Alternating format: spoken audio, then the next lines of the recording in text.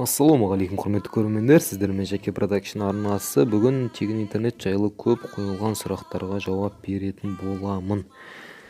Егер білмесеңіздер, бір апта 2 ай бұрын менің арнамда видео шыққан болатын тегін интернет жайлы. Егер көрмесеңіздер, көре кетіңіздер. Мінекей көріп отырсыздар. Одан кейін интернет видеолар қаптап кетті. Тегін интернет актив, шок, ойбай, тегін интернет шын дейді. Тегін интернетке қалай кіреді, мегабайтсыз аной тан қосу дейді. Қараңыздардан көрейік. Анантун программасын Анантун қоса деген бұл бола. Мынақта журналмен жазыпты: бесплатный интернет аноний тан дейді. Бесплатный интернет на актив, тегін интернет. Бәрін көріңіздер, менікі бірінші шыққан, барлығы менен көрген деп айтсам да болады. Бұл мақтанған емес, бірақ барлығы солай. Так, одан кейін комментарияларды оқиық енді. Көбісіңіздерге айттым, активке ғана болады деп. Менің өзім білгенімше, зерттеуімше активке ғана болады екен. Одан кейін Билайнға да болады екен, оны менің бір жазылушым айтты. Сондықтан да мен астыға барлығын осылай жазып кеттім. Мына жатынан қараңыздар, бұл өтірік сенбеңдер дейді. Енді сиямағасын енді несейден. Қолынан келмесе түк жазбасаш. Қуасың ба, осымен отқама 6,5 ай болды. Кайф ютубта тегін отырамын дейді. Бұл бала 6,5 ай бұрын біліп алыпты. Бұл үйден шыққаны 2 ай болған, бірақ бұл аяқтан екенін білмей, 6,5 айдан кіріп, 6,5 ай болыпты кіріп жүргенмен. Одан кейін мінекей көріп отырсыздар, істегендер, қолынан келгендер. Мынау үшін екен, рахмет.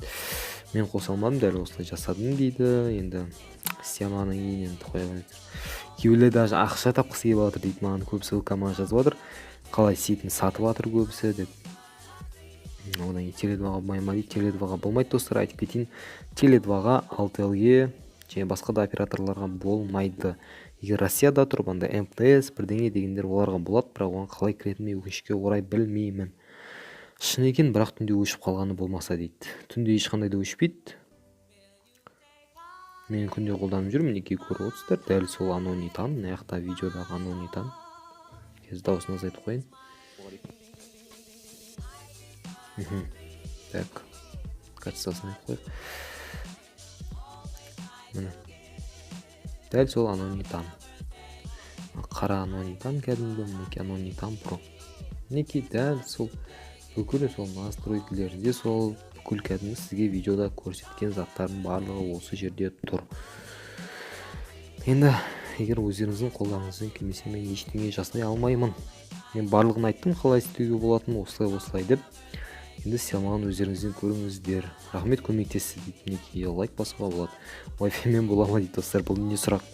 Wi-Fi мен өзі Wi-Fi мен кіріп отқан кезде оған тегін интернеттің не қажеті бар? Егер интернет өшіп таса, онда Wi-Fi мен оны вообще кермейді. Түнде өшпейтіндер бар ма дейді. Барлығы түнде өшпейді. Так, салам, не ғой брат. Мен бұны интернетке қосылмай 2 ай болды, бірақ интернетке жай кіреді, неге соны білмей жатырмын. Басында басқан кезде бір күн тез кірді, одан кейін жай болып қалды дейді. Ол тұрған жеріңе немесе сетке байланысты. Менде сет нормально. Еще тегін нәрсе болғасын солай болады. Солай жауап беріппін. Бірақ тұрған жерге де байланысты, сетке де байланысты. Сетің 4G ғой, HTTP емес, HTTP ол H+ дейді. Ол оған қарамайды, ол ештеңе. Короче, оған не влияет дейді, әсер етпейді оған. От души, брат, дейді, оған жоқ. Жеке өзін жауап етіп бір сұрағым бар еді саған дейді, сұрағыңды айта бер. Мінекей көріп отырса, брат, рахмет, көп істеп тұр дейді.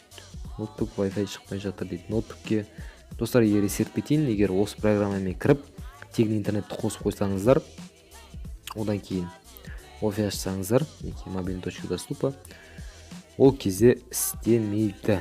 Wi-Fi ашылады, сізде кіріп тұрады, ал Wi-Fi кірген адамда интернетке кірмейді. Теле2 Стима просьба айтыңдар, Теле2-ға істемейді. Ответ беріп кетейік, істемейді Теле2-ға. Так, өтірік қой бұл дейді. Бұл ешқандай да өтірік емес. Сосын единса минус 2000 болмай ма дейді. Негіз болмау керек, бірақ мен өзім тексермедім. Бірақ жақын маңда единса салып көремін. Сол кезде сіздерге тағы да видео шығарып айтатын боламын. Достар, бұл шын дейді. Мінекей көріп отырсыздар, істеген адамдардың комментарияларын жазған.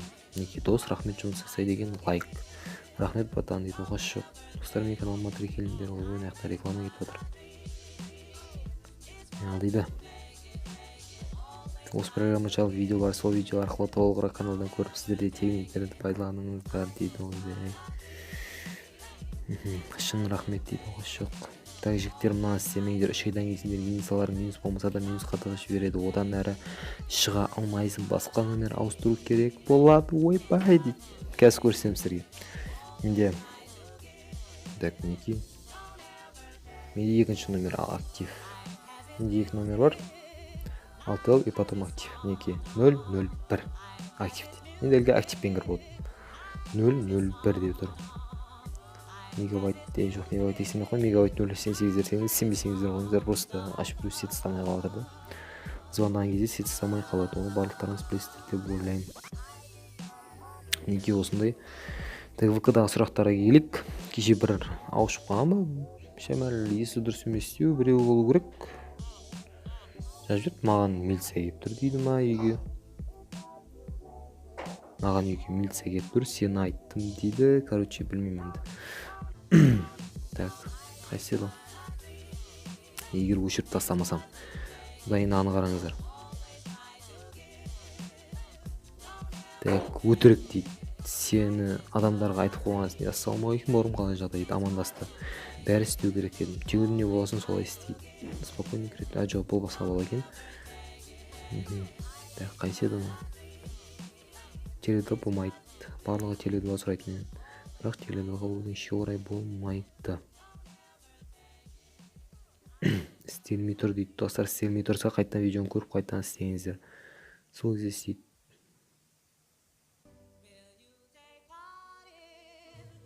Так, міне, бұл басқа екен.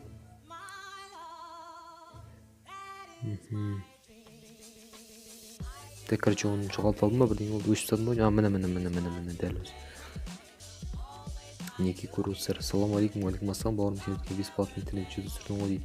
Соны зияны жоқ па дейді. Жоқ дедім. Оны қайдан білесің дейді, қолданғансың дедім. Біраз қолданғаннан кейін активтің кісілер келіп шатақ шықпайды ма дейді. Жоқ дедім, дейді. Болды, жақсы бауырым, рахмет, короче, мен қолданып жүр деп айттым, и потом ойбай жақсы, рахмет бауырым деп жатыр. Одан барып интернет бесплатный туралы видеоны кетіріп тастайсың ба дейді. Сауда жасағысы келеді. Типа бизнесмен ғой енді. Кәжеттің ақша тапқысы келеді не осында. Сөйтіп енді соны өшіріп тасташы дейді. Енді өшірмейін дедім. Зияны бар ғой дейді. Көріңіздер, ме өшіруге не таппағаннан, причина таппағаннан осылай айтып отыр. Штраф төлейсің бауырым, анау. Одан қанша уақыт қолданың, зияны бар деп бірден айтпайсың ба, қағаз келдесің деп айтып жібердім. Жарай осындай мазға шететін әңгімелер айтып кетті. Так, дұрыс сөйлемей жатсам ренжімеңіздер, енді сондай айтуға тура келетін сөздер десе. Достар, бүгінге бүгін осы тегін интернет жайлы сұрақтарға жауап бердім. Егер тағы да дұрыс жауап бермесем, ВК-ға жазыңыздар, тағы да дұрыстап жауап беруге тырысамын. Бүгінге осы, каналға жазылыңыздар, лайктарыңызды басыңыздар, және де біздің ВК-дағы Android Қазақстан деген топқа тіркеліп кетіңіздер. Топта адам аз, сондықтан да алдында тіркелгендер болса, егер пост шықпай жатса ренжімеңіздер, өйткені адам аз, былай пост салуға желаниялар ондай қатты бола бермейді. Егер 200 подписчик болса, топ жұмысын бастайды достар. Сондықтан да осы топқа жазылыңыздар, лайктарыңызды басыңыздар, достарыңызды шақырыңыздар. Неке бұл жерде көптеген запистер шығарып тұрамын. Сол достар, каналға жазылыңыздар, лайктарыңызды басыңыздар, достарыңызбен бөлісіңіздер видеоны. Келесі видеода кездескенше қош сау болыңыздар.